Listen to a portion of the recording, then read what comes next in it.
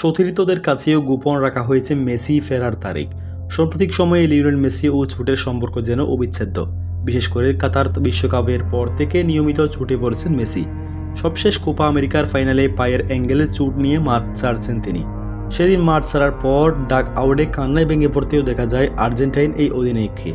কলম্বিয়ার বিপক্ষে সেই ম্যাচের পর থেকে ভক্তদের সমর্থকদের চোখ দিয়ে মেসি ফেরার দিকে। পরীক্ষা নিরীক্ষার পর মেসি ক্লাব ইন্টার মায়ামি সম্প্রতি জানিয়েছেন চোটের আর্জেন্টাইন কিংবদন্তির লিগামেন্ট ক্ষতিগ্রস্ত হয়েছে, ফলে অনির্দিষ্টকালের জন্য মাঠের বাইরে থাকতে হবে তাকে। এমনকি মেসি কখন ফিরবেন সেটিও জানেন না তার সতীর্থরাও। মেসি মায়াবির সতীর্থ জুলিয়ান গ্রেসেল জানিয়েছেন মেসির পা দেখে তার চোটের অবস্থা একেবারে ভালো মনে হয়নি। পাশাপাশি মেসি ফেরার তারিখও গোপন রাখার কথা বলেছেন এই ফুলব্যাক। মেসির চোটের অবস্থা ভালো মনে না হলেও দ্রুত তার ফেরার ব্যাপারে আশাবাদী গ্রেসেল। সত্যি কথা বলতে তার ফেরার তারিখ সম্পর্কে আমি কিছু জানি না, ভেতরের খবর আমি জানি না কিছু।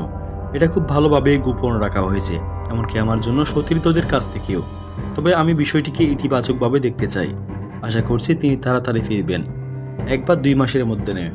প্রিয় দর্শক, মেসিকে ভালোবাসলে অবশ্যই চ্যানেলটি সাবস্ক্রাইব করবেন।